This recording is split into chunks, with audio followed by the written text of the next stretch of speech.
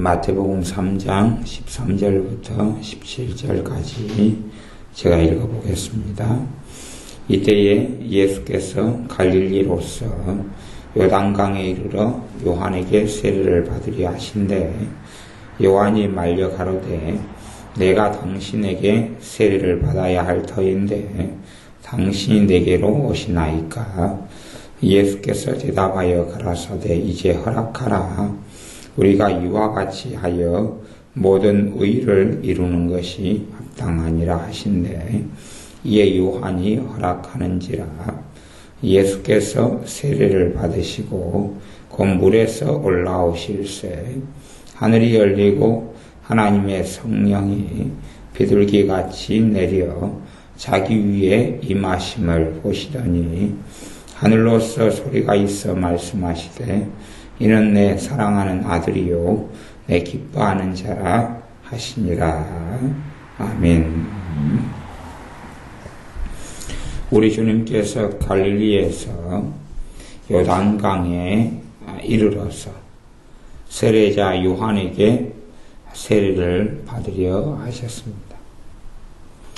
참으로 놀라운 사건이나 일이 실제로는 됩니다.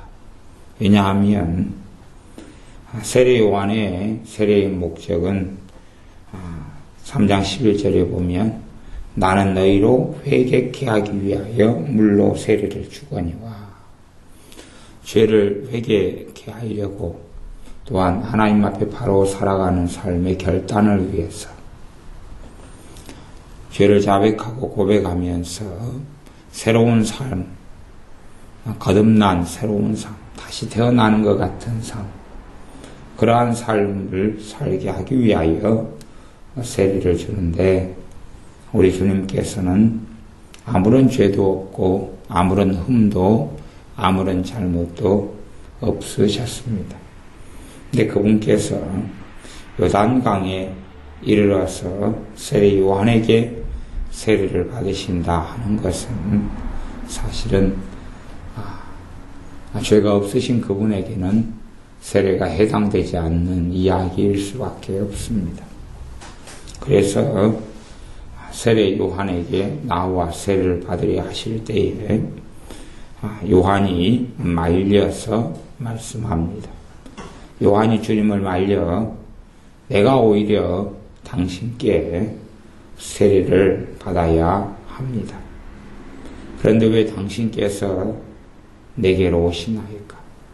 오히려 당신의 세례를 베풀고 계시면 내가 주님께서 세례를 주는 그 자리에 가서 내가 세례를 받을 것입니다.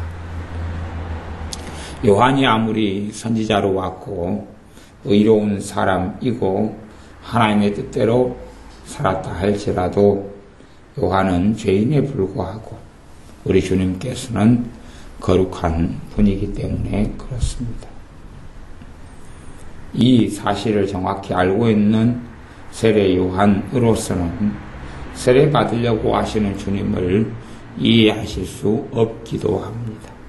그래서 우리 주님께 자신이 이해한 대로는 내가 당신께 세례를 받아야 합니다. 당신께서 제게 세례를 베풀어 주십시오. 그렇게 이야기합니다. 그때 주님께서 15절에 예수님께서 대답하여 가라사대 이제 허락하라. 허락을 하라. 우리가 이와 같이 하여 모든 의를 이루는 것이 합당하니라 하신대 이에 요한이 허락하는지라. 모든 의를 이루는 것이 합당하다. 사실은 꽤 난해하고 어려운 말씀이고 이야기입니다.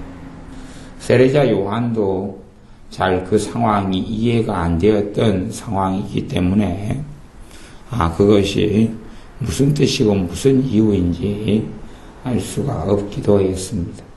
그렇지만 주님께서 허락하라고 말씀하시고 이와 같이 해서 모든 의를 이루는 것이 합당하다 했을 때에 요한이 허락했습니다. 저도 어떻게 주님께서 이렇게 행하시는 것이 의를 이루게 되는 것인지는 저도 다 이해하지를 못합니다. 제가 이해하는 한도에서는 그렇습니다. 우리 주님께서 마찬가지로 십자가에 달리실 이유가 없습니다. 왜냐하면 주님은 죄인이 아니기 때문에 그렇습니다. 또한 주님께서는 저주를 받으실 필요도 없습니다. 왜냐하면 주님은 죄인이 아니기 때문에 그렇습니다. 주님께서는 골고다 언덕길을 가실 필요도 없고 채찍에 맞으실 필요도 없고 가시관을 쓰실 필요도 없습니다. 왜냐하면 주님께서는 만왕의 왕이시고 또한 하나님의 아들이시고 죄인이 아니기 때문에 그렇습니다. 엘리 엘리 라마 사박다니 어찌하여 나를 버리시나이까. 하나님 아버지로부터 버림받을 이유가 주님은 하나도 없습니다. 왜냐하면 그분에게는 점도 흠도 죄도 없기 때문에 그렇습니다. 그런 의미에서는 세례를 받으시려 하는 것과 골고다 언덕을 걸어가시는 것, 또 하나님께 버림받으시는 것, 십자가에 달리시는 것, 이것이 같은 이야기가 된다 하는 것을 우리는 알 수가 있습니다. 세례를 받는 것도 자신을 위해 받는 게 아니라 죄인된 우리를 위해서 받으시는 것을 알 수가 있습니다. 주님이 십자가에 못 박히는 것은 우리를 대신하여 못 박히는 그 자리입니다.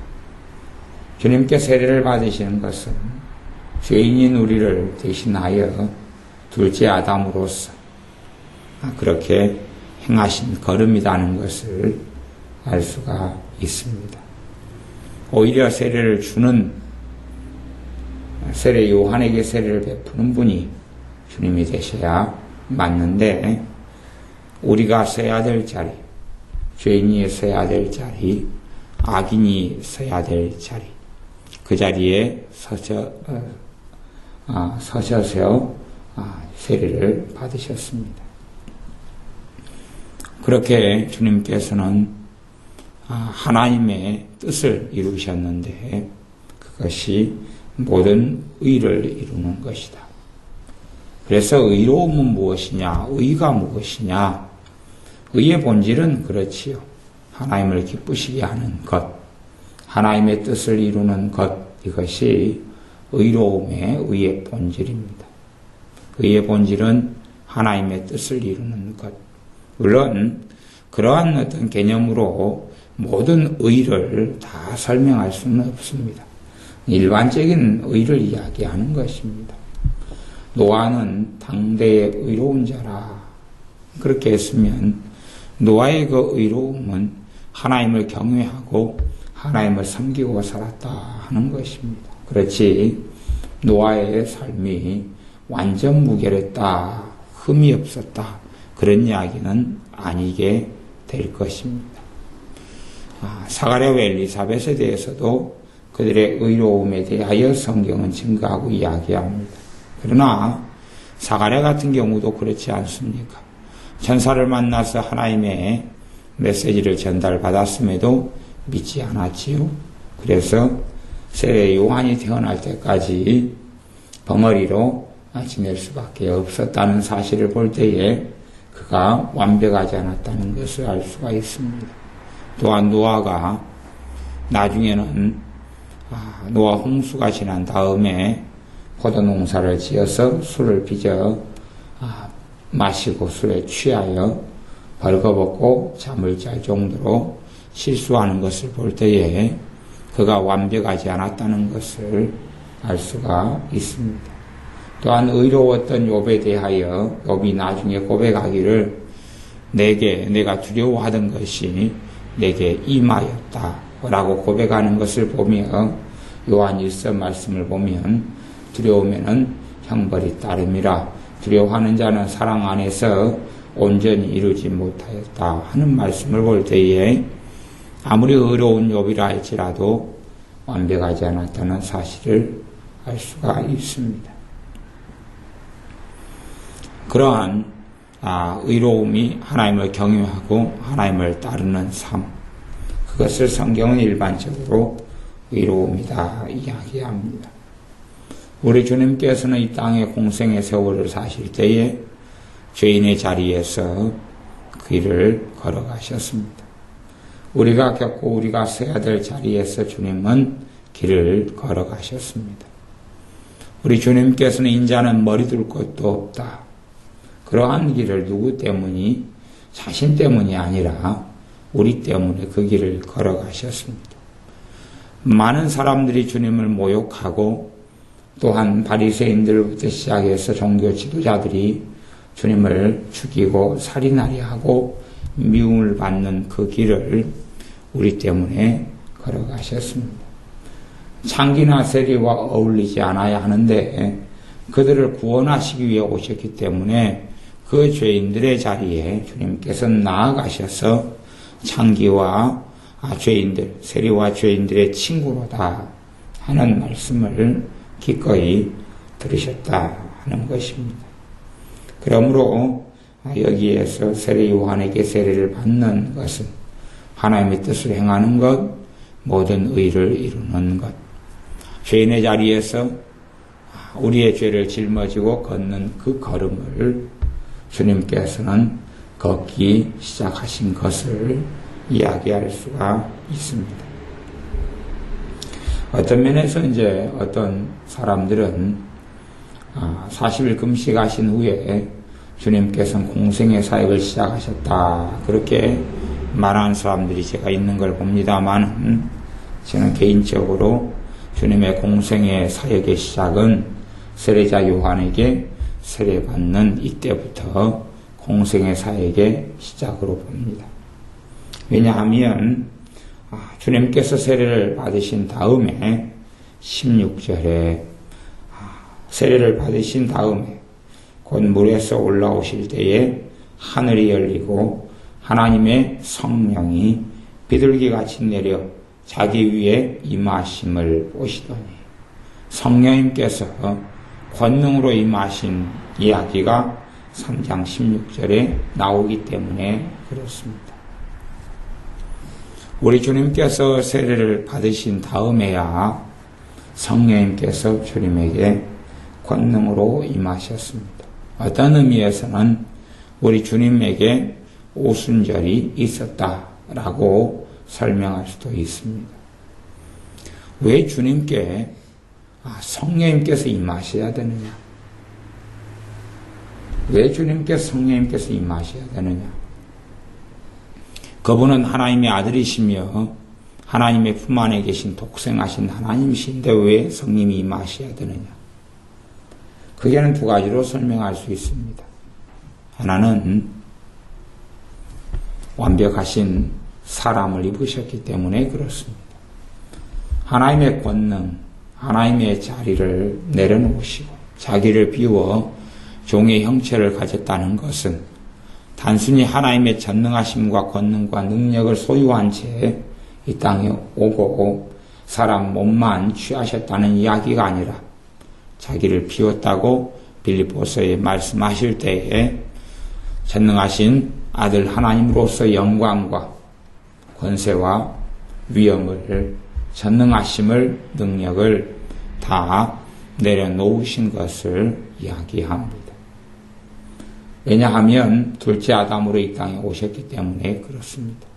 전능자로 오시는 게 아니라 또한 창조주로 이 땅에 오시는 건 사실이지만, 그 왕으로 오시는 건 사실이지만 사람이 되셔서 사람의 연약함 그대로 사람의 죄를 가지고 오시진 않았지만 인간이라는 첫째 아담이 지음을 받아 죄는 없었던 첫째 아담, 타락하고 하나님을 부인하기 전까지, 하나님께 죄를 짓기 전까지 아담과 하와가 죄를 짓기 전의 상태인 그 상태로 주님께서 이 땅에 오신 것입니다.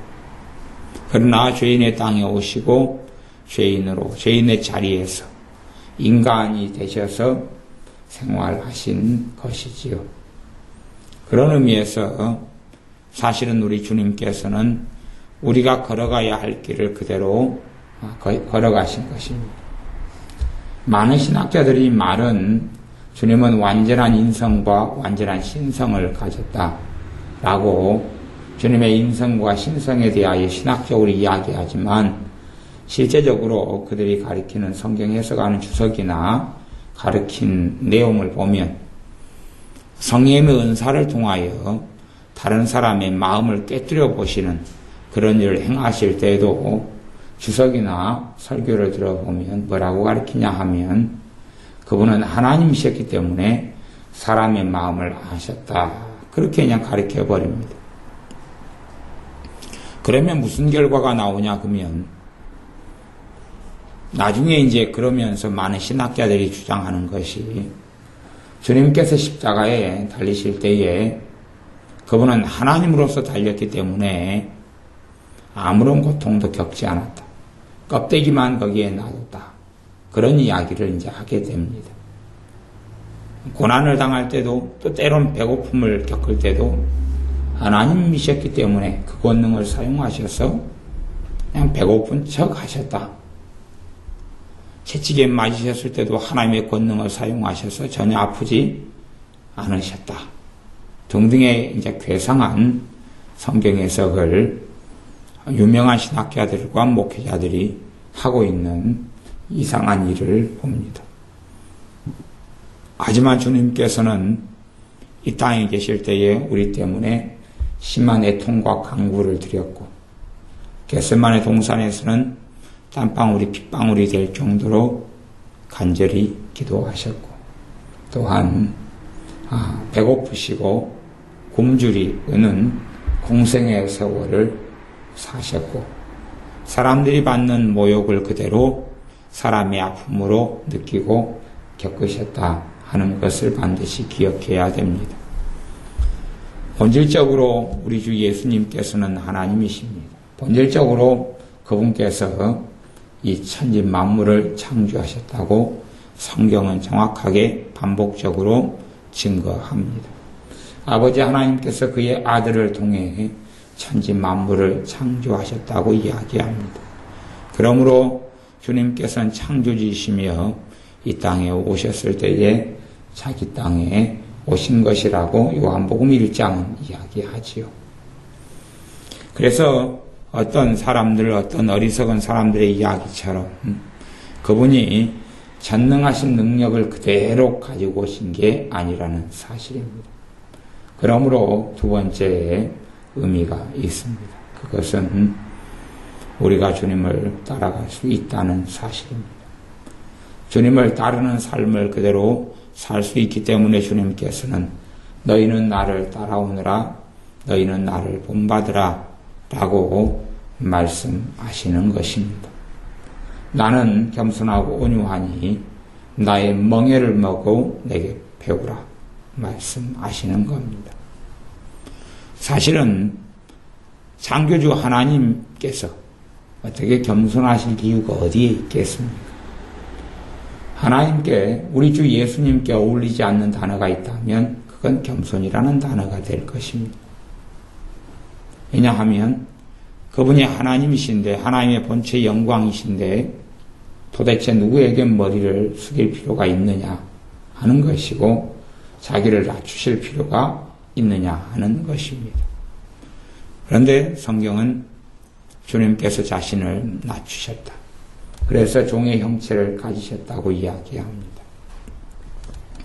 우리의 구원을 이루기 위해서는 주님께서 아버지 하나님께 복종하셨어야 했고 아버지 하나님의 뜻에 순종하셨어야 했습니다. 그러므로 전능하신 아버지 하나님 앞에 주님은 하나님의 본체 영광이시지만 자기를 비우셔서 겸손의 길을 걸어가셨습니다. 그러므로 주님께서는 주님을 따르는 사람들에게 내게 와서 배워라. 나의 멍에를 메고 배워라. 내 겸손을 배우고 내 온유를 배워라. 라고 말씀하십니다. 그러므로 참된 겸손을 가지신 분은 우리 주 예수님이시다는 사실을 우리는 알게 되어집니다. 그러므로 우리가 주님을 따르는 길이 가능하다. 내게 배우라 나를 따라오너라 는 말씀을 들을 때에 우리는 주님을 따르는 삶이 가능하다는 것을 알 수가 있습니다. 무엇을 누구를 통해서냐 하면 성령 하나님을 통해서 그러합니다. 우리 주님에게는 성령님의 역사하심이 반드시 필요했습니다. 성령님의 권능과 능력이 아니면 하나님의 의로움, 하나님의 뜻을 이루실 수가 없었습니다. 그러므로 세례를 죄인의 자리에서 우리를 대신하여 우리가 써야 될 그 자리에서 세례를 받으셔야만이 또한 성령 세례가 임하는 것이었습니다. 그러므로 마태복음 3장 16절은 성령 세례를 받으시는 주님, 한량없이 성령님께서 기름을 부으시는 그 장면이 되어집니다. 어떤 면에서는 성령님께서 신자에게 임하시는 것이 두 종류의 임하심이 있다. 그렇게 설명할 수밖에 없겠습니다. 하나는 내주하심, 성령님의 내주하심. 또 하나는 성령님의 임하심. 그 두 가지로 설명할 수밖에 없습니다. 각 신자가 예수님을 영접할 때에 성령님께서는 각 신자의 심령 속에, 마음 속에 우리 주 예수님의 영으로서, 아버지 하나님의 영으로서 신자들 안에 임하십니다. 이것을 성령님의 내주하심이라 그럽니다. 그러므로 그 성령님께서 신자 안에 임하셔서 하나님 아버지를 아바 아버지라 부르게 하시며 하나님의 자녀됨을 증거하시는 것입니다. 성령님의 내주하심이고, 성령님의 내주하심이 있어도 능력 있는 그리스도인의 삶을 살 수는 없습니다. 그러므로 오순절의 성령의 강림처럼 우리 주님께서 사도행전 1장 8절에 말씀하신 것처럼 오직 성령님께서 너희에게 임하시면 너희가 권능을 받고 예루살렘과 사마리아와 온 유대와 땅끝까지 내 증인이 되리라. 그래서 그런 의미에서 권능을 받는 세례, 성령 세례, 권능을 받는 세례, 성령 세례를 신자는 받아야 하는 것입니다. 우리 주님께서는 아버지와 함께 공생의 사역 이전에도 함께 하셨고 아버지의 뜻을 행하셨으며 어린 아이셨을 때도 하나님 아버지의 뜻을 알고 오히려 이 성경 율법의 교사들, 율법의 선생된 자들에게 질문하시고 그들을 가르치실 정도였다는 것이 성경의 다른 복음서에 나와 있습니다. 그렇기 때문에 주님께서 세례 받으시고 그리고 성령님께서 마태복음 3장 16절처럼 우리 주 예수님께서 세례를 받으시고 곧 물에서 올라오실새 하늘이 열리고 하나님의 성령이 비둘기같이 내려 자기 위에 임하심을 보시더니 세례 요한은 다른 복음서에서 증거하기를 저분이 어떻게 메시아인 줄 아느냐, 저분이 어떻게 하나님의 보내신 하나님의 아들이고 그리스도인 줄을 내가 알았느냐 하면 하나님께서 내게 말씀하시기를, 나를 보내신 그분께서 말씀하시기를 성령님께서 그의 머리 위에 임하여 계시는 그분이 나의 그리스도고 나의 메시아다, 나의 기름 부음 받은 자이다 라고 세례 요한을 보낸 하나님께서 세례 요한에게 그렇게 말씀했다고 세례 요한은 증거하였습니다. 세례 요한은 영적인 눈이 열려 성령님께서 비둘기처럼 주님께 임하여 계신 것을 보았던 사람이고 우리 주님께서도 영적인 눈을 눈이 열리셔서 하나님의 성령님께서, 하나님의 영이신 거룩한 성령 하나님께서 비둘기같이 내려 자기 위에 임하심을 보시더니 그걸 보았다 그럽니다. 오순절 성령 강림 때도 사람들은 불을 목격했습니다. 그래서 사도행전 2장에는 불의 혀같이 갈라지는 것이 각 사람의 이마에 있더니 그렇게 눈에 보이는 형체와 형상으로 각 사람의 머리 위에 불의 혀 같은 것이 불길이 타오르는 것을 사람들은 목격했고 알았던 것입니다. 이것이 영적인 눈이지요. 사실은 주님의 사람들 또한 하나님의 사람들은 영적인 눈이 열려가야 할 것입니다. 눈에 보이는 세계 속에 집착하고 살아간다면 성령의 인도를 받지 못하고 또한 보이지 않는 세계 속에 살아갈 수 없습니다. 하나님의 사람들은 보이지 않는 세계 또한 영적인 실체를 경험하고 체험하는 삶을 살아야 됩니다. 많은 사람들이 세상을 사랑하고 세상에 빠져 있을 때는 결코 영적인 눈이 열릴 수 없고 영적인 세계를 보고 살아갈 수가 없습니다. 이 세상의 사람들은 육에 속한 사람은 성령님의 일을 받지 아니하나니 하는 고린도전서의 말씀처럼 성령님의 역사하심과 인도하심과 이끌리심을 받지 못하기 때문에 영적인 눈이 열리지 않고 보이는 세계에 심취하여 그렇게 살아가고 육신의 삶에 주저앉으며 안주하며 멸망의 길, 넓은 길을 걸어갑니다. 그러나 정말 주님께 가까이 나오는 사람들은 영적인 눈이 열려서 보이지 않는 세계를 반드시 알게 되어져야 합니다. 보이지 않는 세계의 중심은 성령 하나님이 되십니다. 그 성령 하나님께서 진리의 진리를 보이시고 주님을 따르는 길을 보이시고 영적인 실체와 실상과 영적인 세계를 보이시는 것입니다. 그러므로 진정한 주님의 사람들은 영적인 세계를 알게 됩니다. 믿음이 성장하고 자람에 따라 하나님을 따르며 성령님의 인도받는 것이 무엇인지를 알게 됩니다. 간혹가다가 제게 성령님의 인도받는 것이 무엇입니까? 무엇이 성령님의 인도를 받는 것입니까? 라고 묻는 사람이 있습니다. 사실은 그분들은 그 질문을 제게 함으로 나는 영적인 어린아이고 나는 영적인 눈이 열리지 않았습니다 하는 말을 하는 것과 사실은 같습니다.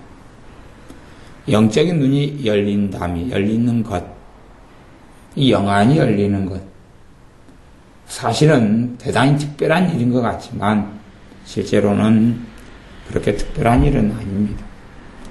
영안이 열렸다, 영적인 눈이 열렸다가 천사를 보고 귀신을 본다, 그러한 영적인 세계를 본다 하는 것을 중심적으로 이야기하는 것이 아니기 때문에 그렇습니다.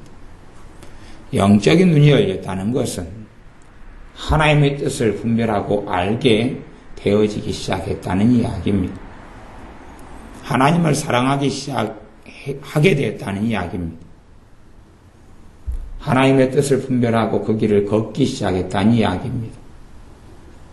사람들의 뜻, 육신의 뜻, 육신의 정욕과 안목의 정욕과 이생의 자랑을 쫓아가는 것이 아니라 더 거룩한, 더 위대한 하나님의 뜻과 하나님의 원하심을 알게 되어졌다는 이야기입니다.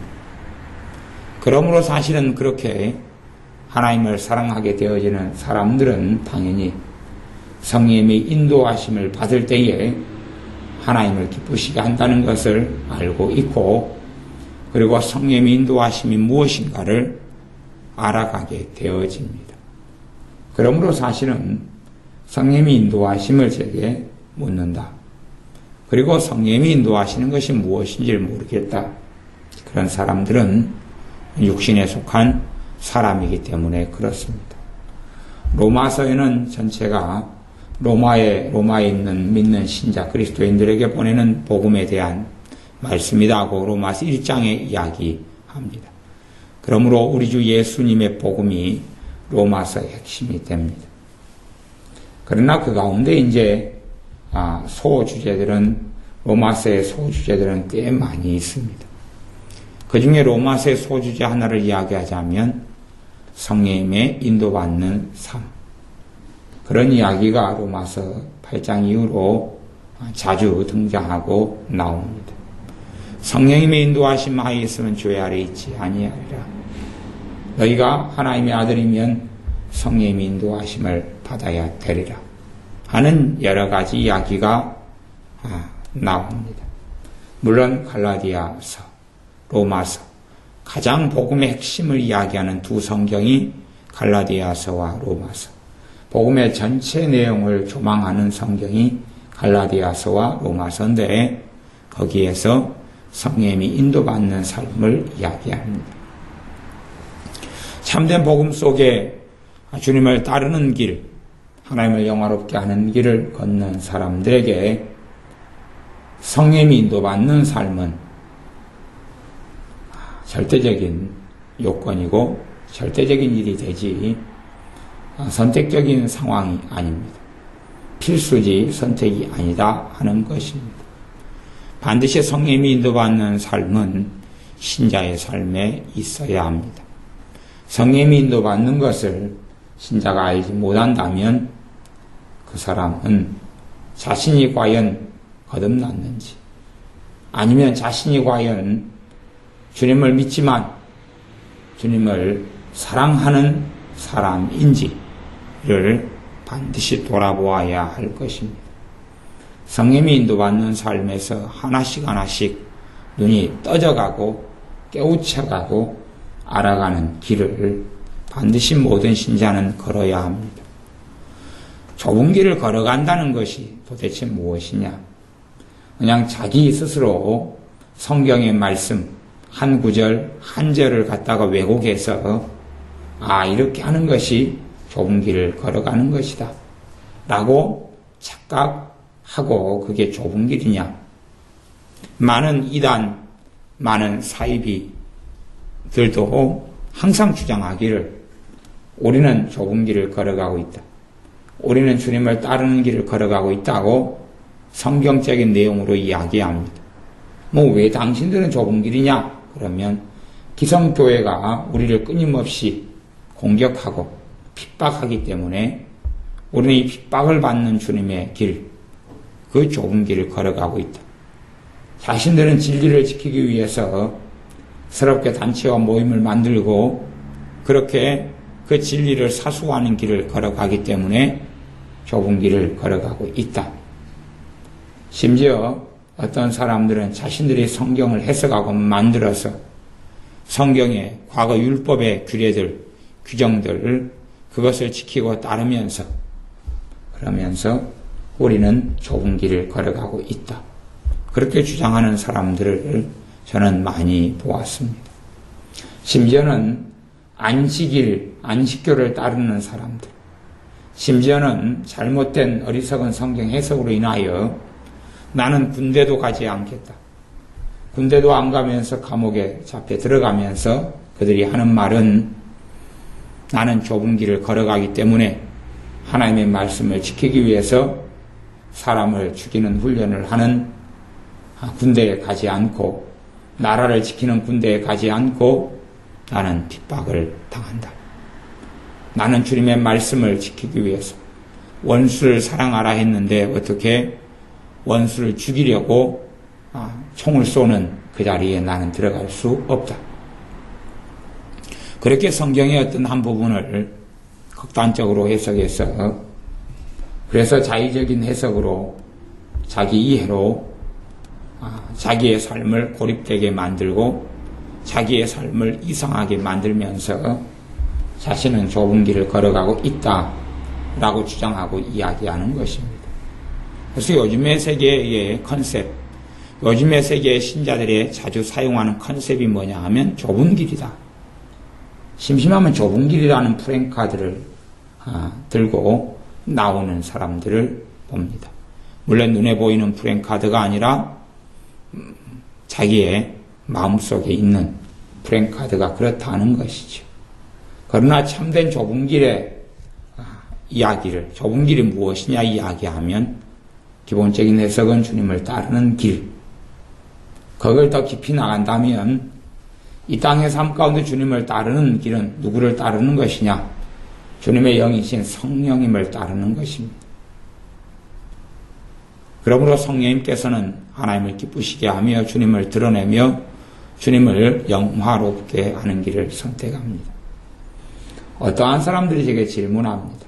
물론 간혹 가다가는 자주 듣는 질문이 됩니다. 목사님, 예수님께 기도할까요? 성령님께 기도할까요? 성령님께 기도해도 됩니까? 예수님께 기도합니까? 아버지 하나님께 기도합니까? 성령님께는 어떻게 기도를 할까요? 그렇게 묻는 사람들을 봅니다. 과연 성령님을 구하고 찾는 것은 당연히 옳고 바른 일인데, 그래서 저는 그렇게 대답합니다. 주님께 기도하고 아버지께 기도하십시오. 성령님께는 크게 기도 안 하셔도 됩니다. 제가 그렇게 기본적인 것을 이야기합니다. 왜냐하면 성령 하나님께서는 자신의 영광을 위해서 이 땅에 오신 분이 아니기 때문에 그렇습니다. 자신을 알리려고 오신 분이 아니기 때문에 그렇습니다. 자신에게 주목을, 사람들의 관심과 생각을 이끌려고 하시는 분이 아니라 우리 주님의 십자가 복음에, 아버지 하나님의 사랑에, 주 예수님의 은혜에, 또한 그분의 진리에 사람들의 눈과 관심을 모으려고 이 땅에 오신 분이, 그래서 아들의 영으로 또한 아버지의 영으로 이 땅에 오신 분이 성령 하나님이시기 때문에 그렇습니다. 이제 깊이 들어가서 성령님의 교제하심, 교통하심이 너희에게 있을지어다 하는 고린도후서 13장 13절의 말씀으로는 성령님과 우리는 교제하고 사귀는 것입니다. 그러지만 본질적으로 기도는 성령 하나님께서는 아버지께 하도록, 또한 우리 주 예수님께 기도하고 구하도록 그렇게 하시는 분입니다. 그러므로 사실 우리 주님께서 이 땅에 사람의 몸을 입고 오셨을 때는 자신에게 기도하라고 말씀하신 게 아니라 아버지께 기도하는 걸 가르치셨습니다. 왜냐하면 주님께서는 아버지의 영광을 위해서 오셨지 자신의 영광을 알리려고 오시지 않았기 때문에 그렇습니다. 철저하게 아버지 앞에 겸비하고 아버지를 드러내시는 삶을 주님은 사셨습니다. 이제 사도행전에 주님께서 부활 승천하신 다음에는 주님께 기도하는 이 초대교회의 모습을 좀 볼 수가 있습니다. 그래서 이제 다시금 하나님의 영광을 다시금 나는 버릴 권세도 있고 취할 권세도 있다 하는 말씀처럼 다시금 하나님의 영광을 입으신 다음에는 우리는 주님께도 기도하고 아버지께 기도합니다. 또한 나아가서 본질적으로 주님께서 하신 말씀처럼 나와 아버지는 하나이니라 하는 말씀을 우리는 알고 있기 때문에 사실은 복잡한 이야기가 아니게 됩니다. 또한 나아가서 우리가 주님께 기도하는 것, 그건 성령님께 기도하는 것과 같은 이야기가 됩니다.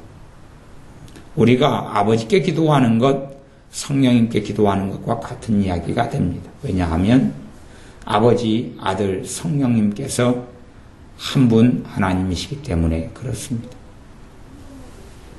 그러므로 성령님께 기도해야 되느냐 하는 질문엔 어떤 면에서는 꽤 어리석은 질문이 됩니다. 왜냐하면 성경을 잘 알지 못하는 질문이 되기 때문에 그렇습니다. 그래서 우리의 기도는 아버지 하나님께 향해야 되고 우리 주 예수 그리스도께 우리의 기도는 향해야 됩니다. 왜냐하면 그것을 성령님께서 원하시기 때문에 그러합니다.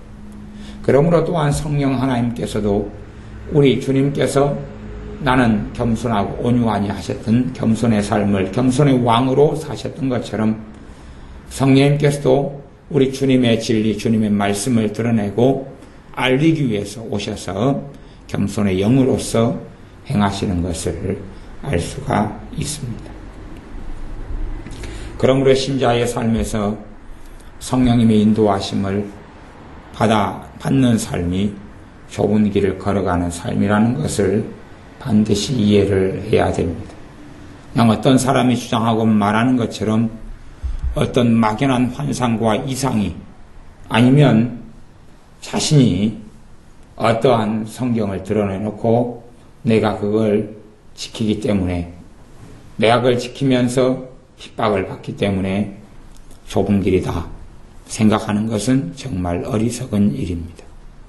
물론 때론 간혹 가다가는 어떤 사람이 성령님이 아니라 미혹의 영, 미혹하는 귀신들의 역사를 받아들여 이 미혹의 영이 시키는 대로 삶을 복잡하게 살아가면서 나는 좁은 길을 걸어간다 하는 경우들도 꽤 있는 것을 봅니다. 심지어 어떤 사람에게 미혹의 영이 그렇게 이야기합니다. 어떤 청년 남자에게 너는 저 여자와 결혼해라. 그러면서 이야기하고 그 남자는 사랑하지 않는 여자를 선택해 결혼합니다. 이제 미혹의 영은 속이는 것이 너는 호세아와 같다. 고멜과 결혼한 호세아를 알지 않느냐. 뭐 등등으로 이제 속입니다. 그리고 그 사람은 원치 않는 결혼 생활을 하게 되면서 나는 좁은 길을 걸어가고 있다. 그게 별의별 삶으로 이 미혹의 영이 사람들이 이끌어가는데 그러면서 그 사람들은 갖가지 고난을 겪고 힘든 일을 당하게 됩니다. 당연히 더러운 영을 따르는 삶이, 더러운 귀신을 따르는 삶이 왜 고난이 없고 고통이 없겠습니까? 가시와 형극의 길을 걷게 됩니다. 그러면서 생각합니다. 나는 좁은 길을 걸어가고 있다. 그건 좁은 길이 아니지요. 자초한 고난, 귀신에게 마귀에게 속은 것이지요. 낚시로 이야기할 때는 낚시꾼이 지렁이를 껴 입갑을 끼었는데 덥석 물어서 이제는 물에서 이 땅 밖으로 들려워서 죽을 준비가 되어져 버리는 것과 비슷한 일이 될 것입니다. 진정한 좁은 길은 진리의 길이고 말씀의 길인데 그 길은 성령님께서 이끄시고 인도하십니다. 그러므로 우리 주님께서도 성령님의 권능에 따라 성령님의 능력으로 성령님의 기름 부으심으로 주님의 공생의 사역을 시작하셨습니다. 자신의 능력, 자신의 영광, 자신의 전능하심을 내려놓으시고 둘째 아담이 되셔서 사람이 되셔서 아담이라 그 말은 사람이라 그 말입니다.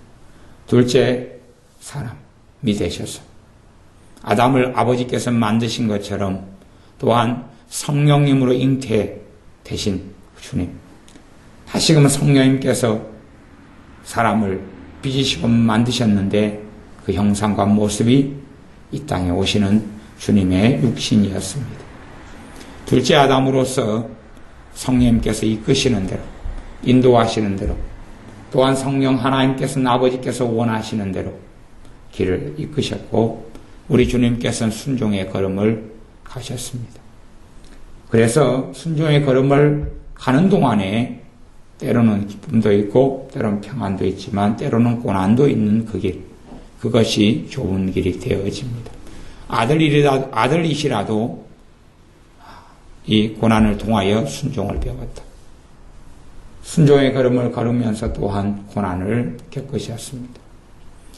성령의 인도를 따르는 길이 물론 다 해피엔딩이거나 다 좋은 열매를 맺거나 무조건 행복해지는 것은 아니기 때문에 그렇습니다. 많은 사람들은 성령의 인도를 받으면 때로 나아가서 성령 충만을 받으면 만족이 있고 행복이 있다고 가르치는 주의 종과 목회자를 저는 종종 보게 됩니다. 그런 환상을 심어주는 목회자를 보게 됩니다. 얼마나 성령 충만에 대한 오해와 곡해가 많은지 참 많습니다. 스테반 집사님은 성령 충만하고 성령 충만한 말씀과 메시지를 전하였기 때문에 돌에 맞아 죽었습니다. 성령 충만한 삶을 살았던 하나님의 사람 사도 바울은 배고픔과 굶주림과 핍박의 길을 걸어갔습니다. 그래서 우리는 성경을 통하여 성령 충만한 삶이라 해서 인간 세상이 원하는 우리 육신을 충족시키고 육신이 원하는 만족과 해피엔딩, 행복이 다 기다리는 것이 아니라는 사실을 알 수가 있습니다. 성령님께서 우리 주님께 세례를 통하여 임하셨습니다. 그리고 이제는 공생의 사역, 공적인 사역, 사적인 사역이 아니라 공적인 사역의 길에 주님은 들어섰고 이 때부터 공생애라 라고 이야기합니다. 그러므로 성령님께서는 4장 1절을 잠깐 보면 그때에 예수님께서 성령에게 이끌려 마귀에게 시험을 받으러 광야에 가셨다. 이제 본격적으로 성령님께서 주님을 이끌어 가셨습니다. 그래서 40일 금식 기도를 하시게 되었다는 사실입니다. 40일 금식을 하는 것이 자신의 선택이기보다 물론 주님의 선택이고 자발적인 동의입니다만은 그러나 성령님께서 이끄시는 걸음이었습니다. 그러한 성령님의 이끄심을 우리 주님께서 받았던 것처럼 주님의 사람인 우리도 성령님의 인도와 이끌리심을 따라 하나님 말씀에 순종하고 하나님과 함께 사는 길을 걸어야 합니다. 성령 세례가 본질적으로 신자가 다 걸어야 될 각 신자마다 성령 세례가 임하는 오순절이 반드시 있어야 합니다.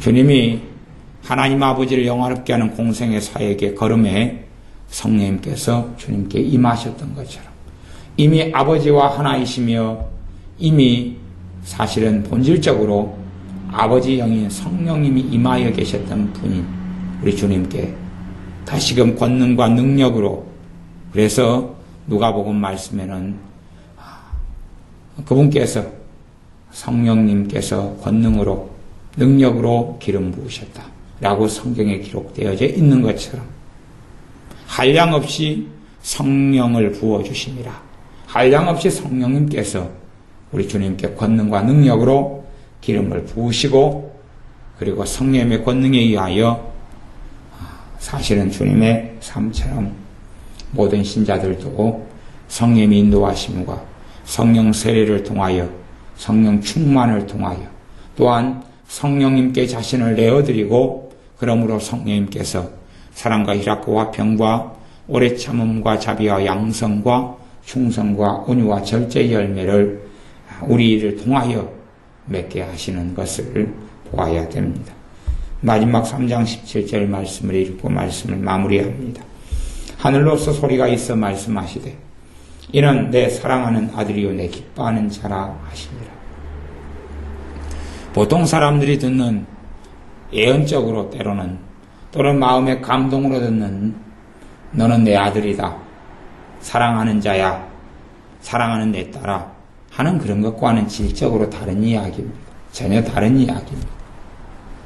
이 말씀은 하늘로서 소리가 있었다. 모세가 들었던 그 하나님의 음성과 같은 것입니다. 우리에게 있는 성령님의 감동이나 그런 것이 아니라 아버지 하나님께서 직접 현현하셔서 우리 주님께 말씀하시는 것입니다. 아버지 하나님께서 직접 사람들에게 또한 세례 요한이 있는 그 자리에서 우리 주님을 증거하셨습니다. 아버지 하나님께서 친히 주님을 증거하셨습니다. 나중에 변화산에서 주님의 제자 3명과 함께 변화산에 올라가셨을 때에도 아버지 하나님께서 우리 주님을 직접 임하셔서 증거하셨습니다. 이는 내 아들이니 너희는 그의 말을 들으라 라고 증거하셨습니다. 17절의 말씀은 그냥의 이야기나 선지자가 들었던 하나님의 음성이나 이런 이야기가 아니라 시내산에 강림하신 전능하신 아버지 하나님께서 이스라엘 백성에게 육성으로 말씀하시고 이스라엘 백성에게 소리로 말씀하신 그 소리. 또 다른 이야기로 하자면 사도 바울이 청년 사울이었을 때에 주님과 만나 이 땅에 임하신 주님, 다시금 하나님의 영광을 입으신 그분께서 전능자로서 다메섹 도상에서 나타나셔서 사울아 사울아 부르실 때의 그 음성과 같다고 알면 될 것입니다. 물론 그때는 우리 주님께서 전능하신 하나님으로서 임하셔서 사울아 사울아라고 부르셨지만 여기서는 아버지 하나님께서 우리 주님께 이 땅에 임하셔서 그걸 하나님의 현현이라 그럽니다. 하나님이 나타나심. 하나님이 이렇게 나타나셔서 직접 친히 주님을 증거하셨습니다. 이는 내 사랑하는 아들이요 내 기뻐하는 자라. 우리가 예수님을 믿음으로 예수님의 의를 힘입어 하나님을 성령의 역사를 통하여 아버지라 부르는 것과 하나님 아버지께서 이는 내 사랑하는 아들이다 부르는 것은 전혀 다른 것입니다. 그러므로 주님께서 가장 많은 핍박을 받게 된 여러 이유 중에 하나가 하나님을 아버지라 불렀고 자신을 아들이라고 언급한 것 때문에 바리새인들은 또한 서기관들은 많은 사람들은 주님을 죽이려 했고 핍박하고 모욕하였습니다. 왜냐하면 자신이 사람인데 감히 하나님과 자신을 같다고 동일하게 보았다 하는 것으로 이해했기 때문에 그렇습니다. 물론 그때의 바리새인들의 이해는 올바른 것이었습니다. 하나님과 자신을 동등되게 여기는 주님을 하나님을 모욕했다라고 보았는데 사실은 우리 주님께서는 하나님과 동등되시고 같으신 그분이셨기 때문에 나와 아버지는 하나이니라 말씀하시는 것은 진리고 하나도 틀림이 없었습니다. 아버지께서 이는 내 사랑하는 아들이다라고 증거하시는 것은 그냥 우리가 이제 예수님을 힘입어 예수님의 피로 우리의 허물과 죄가 덮어져 예수님의 의로움을 입어 양자가 되었다. 양자됨을 이야기하는 게 아닙니다. 우리 주님께서는 본질적으로 하나님의 아들이신 그분께서 이 땅에 오셨고 아버지께서는 임하셔서 우리 주님을 친히 증거하셨습니다. 또한 내 기뻐하는 자라 라고 증거하셨습니다. 다른 말씀에는 주님께서 아버지를 기쁘시게 하는 삶을 살기 때문에 아버지께서 기뻐하는 자라 이런 말씀이 나오기도 합니다. 우리 주님께서 순종의 걸음을 걸으시는 기뻐하시는 자, 본질적으로는 아버지의 아들이기 때문에 기뻐하시는 자고 두 번째 의미로는 기뻐하시는 자로서 아버지께서 기뻐하시는 그 순종의 길을 걸으시기 때문에 또한 아버지를 기쁘시게 하는 그러한 우리의 그리스도로 아버지의 그리스도로 우리의 메시아로 아버지의 메시아로 이 땅을 사셨습니다. 우리도 성령의 인도하심을 받아 아버지의 사명을 감당하는 사람들, 우리 주 예수님의 사명을 감당하는 사람들, 우리 주님께서는 아버지의 사명, 아버지께로 받은 십자가를 짊어지시고 길을 걸어가셨던 것처럼 우리들도 당연히 주님을 따르는 사람들로서는 우리에게 주신 십자가를 지고 자기 십자가를 지고 나를 따르지 않는 자 내게 합당하지 않다는 말씀처럼 우리에게 주어진 사명의 길, 하나님을 영화롭게 하는 길, 순종의 길, 그 길이 우리의 십자가를 지고 걸어가는 길인데 그러한 주님을 따르는 길을 우리도 동일하게 걸어야 합니다. 기도하겠습니다. 아버지 하나님, 우리에게 더욱더 성령 충만함을 주셔서 또한 우리가 성령님의 인도하심을 받아 우리 주님께 순종과 복종의 길을 걸을 수 있도록 더욱더 은혜를 주시옵소서. 내 뜻, 내 육신의 뜻, 내 육신이 원하는 대로 살고 걸어가는 것이 아니라 우리가 마땅히 우리의 육신을 부정하고 우리의 옛사람을 벗어버리고 새 사람을 입은 사람으로 우리 안에 임하신 성령님의 인도하심과 이끌리심을 따라 주님을 아버지를 영광스럽게 하는 아버지의 말씀을 준행하는 또한 아버지께서 우리에게 주신 사명을 감당하여 청지기로서 종으로서 때론 아들로 딸로서 아버지 하나님의 사랑을 입은 자로서 아버지 하나님을 기쁘시게 하는 그러한 인생과 삶을 살게 하옵소서. 예수님의 이름으로 기도하옵나이다. 아멘.